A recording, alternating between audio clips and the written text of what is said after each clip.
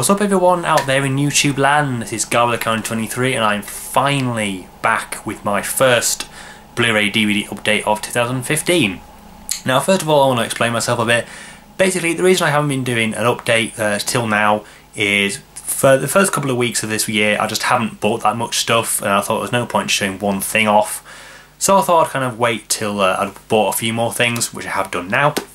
And also I would have done one last week, but this week I have, this past week I've been dealing with a very bad cough, sore throat. Definitely the worst one I've ever had. It was horrible. I was in bed most of the time. Every cloud though, I did kind of stay in watching movies and TV, so that wasn't too bad. Just unfortunately this bad throat had to coincide with the week I had off work, which was extremely annoying. Anyway, because I had this whole thing planned, I was going to do like a massive Marvel movie marathon. That didn't work out, obviously. But yeah, so this week I have I think about 8 or 9 Blu-rays and 1 DVD. So let's go straight on with it. No more dilly-dallying. So the first DVD, the lone DVD, is the latest live stand-up show from Jason Manford, First World Problems. I picked this up from Tesco, £5, very good price. It's just something they do every year. Usually, when they bring out the kind of the live DVDs for Christmas, and then after Christmas they bring them down in price, which is what happened every year, and which will happen this year. So I picked it up £5 in Tesco's, like I just said. Not his best show. I did like it. It had its good share of belly laughs, but it's not his best. I still think his first stand-up DVD was his best. I think it was called Jason Manford Live, but I laughed a lot more in that than I did this. It's kind of the career trajectory of Lee Evans. Because with Lee Evans he started off like each show he got better. With Jason Manford he's he staggered that a bit. Because Lee Evans is like from one show to the next he got better. But this one he is funny, and I like him as a person as well as a comedian as well. He just has just something about him that I just like. I don't know, he kind of reminds me of me a bit. I'm not quite sure, but. I'm not quite sure why, but he does anyway. But yeah, just a DVD. Now you can get this on Blu-ray, but again, unless it's a Lee Evans show or it's from the pound shop, I'm not going to bother buying stand-up on Blu-ray. Just not need it at all. But yeah, thoughts on DVD. Like I say, it is a good show. I just don't think it was as good as it could have been, and it's not as funny as his other live shows. But it's good enough. So that's First World Problems. Now let's get on with the Blu-ray. So we've got a couple of imports, one from Japan and one from the US. I'll start with one from the US first. And it is the Twilight Time release, limited to 3,000 copies of The Prime of Miss Jean Brodie. Now I picked this up from Screen Archive's website direct. A little bit more expensive than I wanted it to be, but I really like the film. You know, it might go up in price when it goes out of print. I don't quite know how fast that happens. I wanted to pick it up because I'm a big fan of the film. Basically, you got Maggie Smith, who is the a really popular teacher at a British all-girls school, and she has this group of girls who she takes under her wing and imparts her worldly wisdom onto. It is quite sexual for the time. It is from 96. It's from '68. There's quite a bit of questionable material in there at some points. But Maggie Smith won the Best Actress Oscar, so it must be pretty good. But yeah, I wanted to pick this up because, like I said, I found the film. I remember watching it on TV like years and years ago and really liking it. And there we have the back. And like I said, I don't know how long these take to go out of print, but I wanted to pick it up just in case it did quite quickly. The only special feature of note in this is an audio commentary with the director and one of the actresses, which I believe was on a Region 1 DVD from years ago. But it's really nice. Has like a really tiny little booklet which gives a little bit of info on the film, some pictures there if you can see, and then just a little bit of information about the awards it's won, the accreditations it got, and then we have the disc. The very lovely Maggie Smith on the front. If I can close that better. So yeah, there we have the Twilight Time Blu-ray of Prime Miss Jean Brodie. Now I don't know if maybe Masters of Cinema might bring this out sometime down the line, but I'm not going to bank on it. So I just wanted to pick this one up. So we have it, the Prime Miss Jean Brodie. The one I imported from Japan. Now I was looking on Bluray.com, which I do quite a lot now, and I saw that someone had said that this was they were selling this on cdjapan. I think it's .jp or .com, not quite sure. For I think it was about, well, it was less than £10 delivered. I can't remember how much it was, and it came in about a couple of weeks, which was pretty good from Japan, I think. It's not the kind of the mega kind of deluxe special edition, but it's a kind of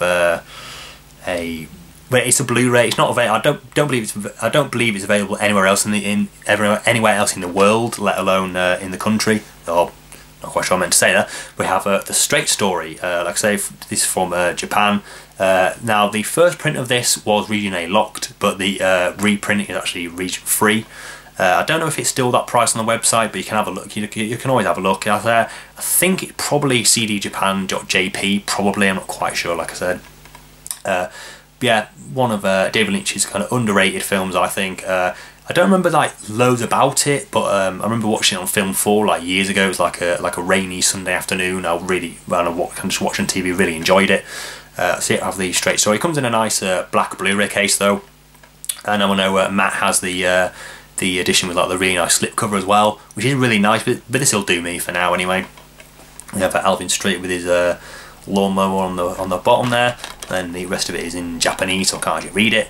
Now I don't know if there's any special features on this. I think I remember reading that in the original pressing all the special features are on DVD, which I'm not quite sure about, but I'll find out soon enough. But looking forward to checking this one out again, and also in HD. So there we have the Straight Story. Oh, I'm talking a bit fast there to get these up. Now the next 5 are from the HMV 5 for £30. I went in there on a Friday and snapped these up. Now a couple of these I saw on a Blu-ray, someone bought on a Bluray.com, and I was really wanting to get, so I did. And the first one is a film that I'm actually kind of surprised seeing the 5 for 30, because it only came out maybe like a couple of months ago at the most, and it is Oculus, starring the very, very lovely Karen Gillan before she shaved all the hair off, and but it's absolutely gorgeous in this film, because it also helps that all the clothes she ever wears in this film are either short or tight, or both, which is always good to see. But yeah, this was I watched this last night. It was a decent horror movie. I thought it was a lot better than I thought it was going to be. Now look, because I know most modern films are kind of like tarnished reputation of most horror films. This was decent enough. It was serviceable. I quite liked it. I was kind of more or less ambivalent to any of the characters. Now this is a massive spoiler here, but in the end, so spoiler alert, if you don't want to know what happens at the end, kind of skip to the next title. Basically, when she dies in the end, I was like, so what? That means nothing to me. I didn't care about any of the characters. I didn't really care what happened to any of the characters. But it's a good film. The film is better than the characters that are in it, I think. Not that many. There are enough jump scares, but not too many to kind of. Because usually when I watch kind of these kind of films on TV, I kind of like mute out the things that I think are going to be really loud. But with this, I didn't really need to, because it wasn't too bad. Again, it has the UV copy now. It did have a slipcover, but it's just basically a piece of cardboard, so I chucked it away. And then we have the back.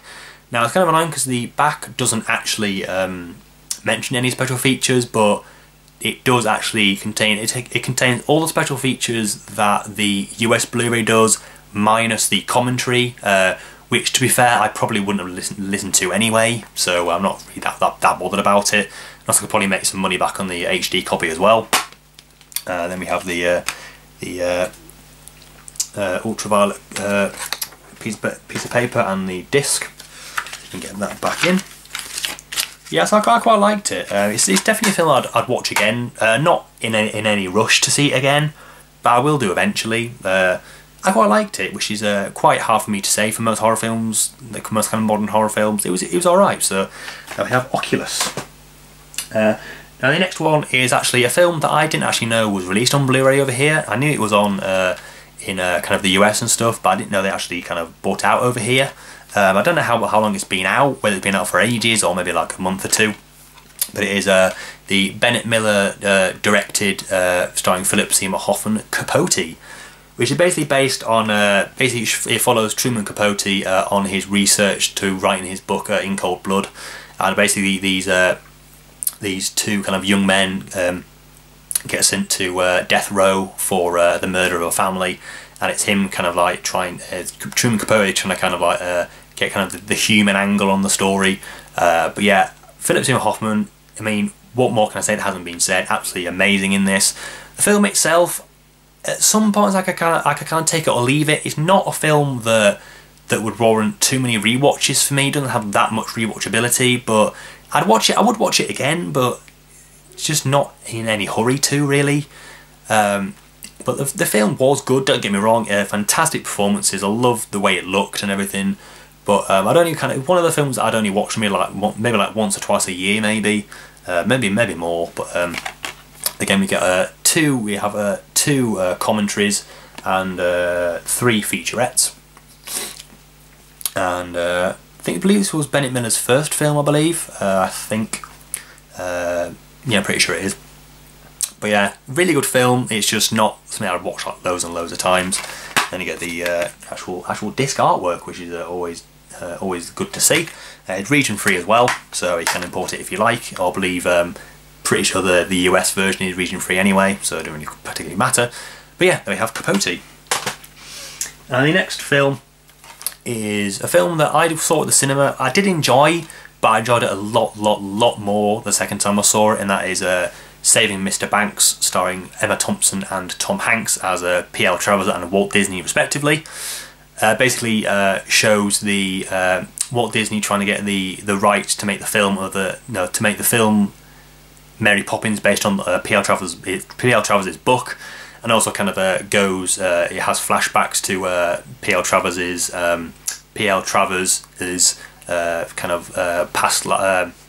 past in Australia with a dad played by Colin Farrell, who becomes an alcoholic, and their kind of fractured relationship. But it's really good. It really captures the kind of the essence of Mary Poppins the film, but in a not documentary kind of thing, but you know, like based on a true story. Then we have a special feature. We've got some deleted scenes and a couple of featurettes as well. Interesting. Contains scenes of emotional upset, which is kind of funny. Yeah, region free as well again, so you can import it if you like. Then we actually have Disney reward points, which I haven't redeemed yet, so I won't be showing that off. And then we have the baby blue bullshit on the disc. But yeah, really enjoyed it a lot more second time around. I laughed at it a lot more. I just really liked it. So that's Saving Mr. Banks. And then next, last in the 5 for 30 are a couple of DC animated films, which I haven't watched yet, which we'll get around to eventually. We have Son of Batman. I don't think people rate this too high, but I might be thinking of something else. But it looks like a decent enough watch. The thing that also puts me off a bit is the fact that it's only 74 minutes, which is a bit disappointing, but there you go, I suppose. 15 contains strong violence. Now, the one I have seen, Gotham Knight, I did really like. It's just, I don't know, the animated films just, it's like nothing that I feel like watching a Batman animated film. I will watch them eventually, but I'm not quite sure when.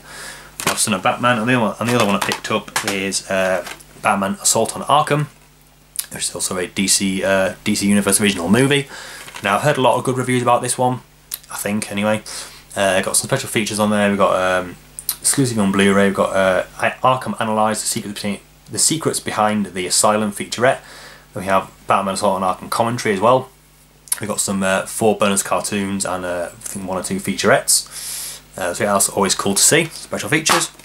Then we have again, I don't think it's a Disney disc. No, I don't think so. But there we have it.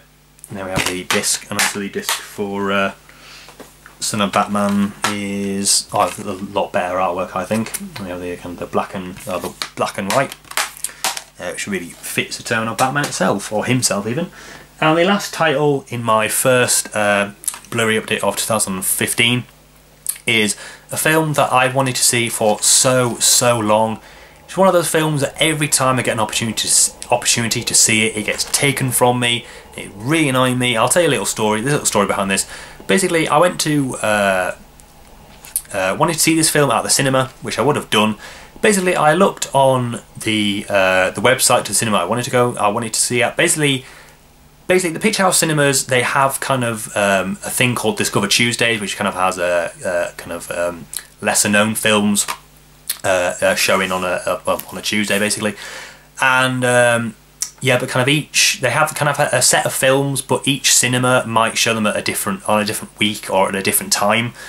So I looked on it and I saw on I don't know what date it was, but I saw a specific date they were showing they were showing this film, and I got all ready to go and see it and everything, and now this is where I got a little bit confused. Now I'm pretty damn sure that I saw this on the website to book tickets for.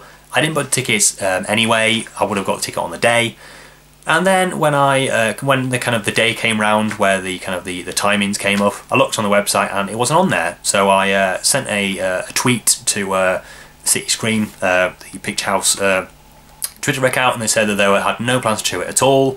It was never on the website. Then they're not going to show it, which was extremely annoying because I took the day off work to specifically go and see this film, and then I just didn't get round to doing so. Then it took so long to come out on Blu-ray, and then kind of just other circumstances arose, and then I put this disc in, and at the beginning it kind of it kept sticking on a black screen. So I was thinking, oh, it's just one of those films that I'm just destined not to see, like Foxcatcher.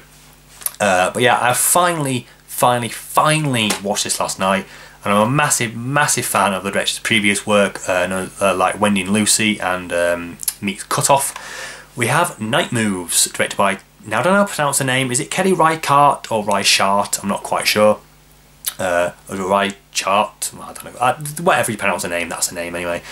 So yeah, you got Jesse Eisenberg, Dakota Fanning and Peter Sarsgaard as three kind of eco-environmentalists who plot to blow up a hydroelectric dam, which they believe is causing harm to to the people in the town.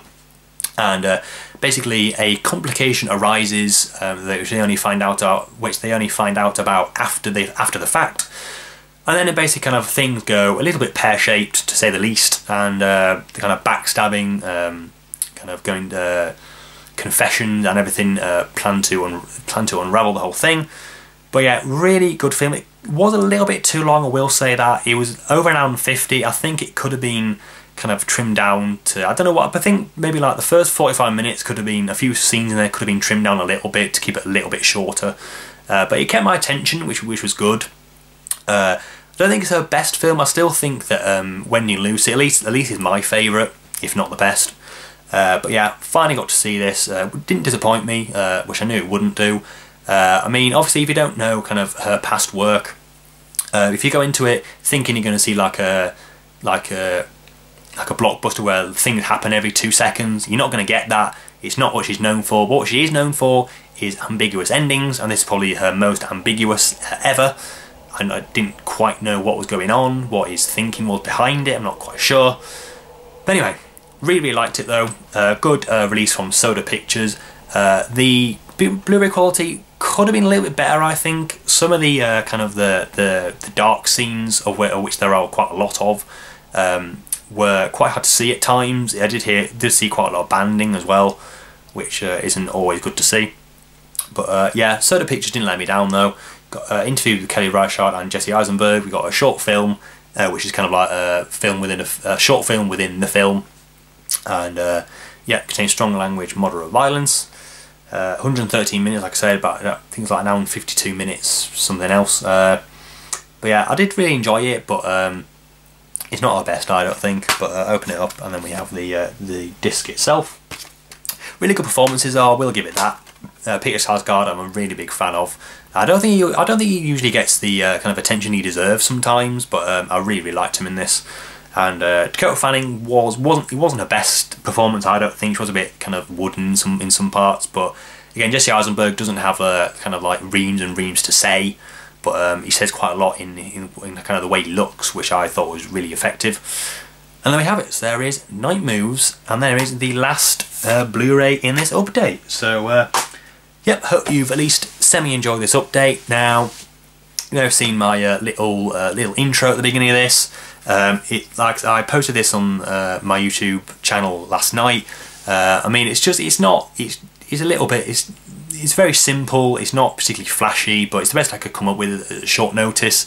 But yeah, I'm kind of getting back on the saddle now. I've got past my cough and stuff, so there's no excuse for me not to make videos. I've got a few kind of DVD reviews to come out, which I still need to edit, but will be coming out soon, probably during the week sometime.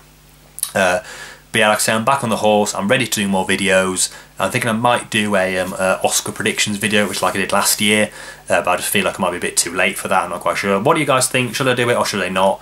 Any comments are always welcome down below. And yeah, I think that's about to do now. Don't know what's coming out next week. I know Boyhood is coming out next week, but I don't know whether I'll pick up the Blu-ray. I think I might wait to get the US Blu-ray, because it was only it dropped a couple of featurettes from there. But you never know, I might see some things in HMV I might want to get. But there might be one next week. The next one might be the end of the month. I'm not quite sure.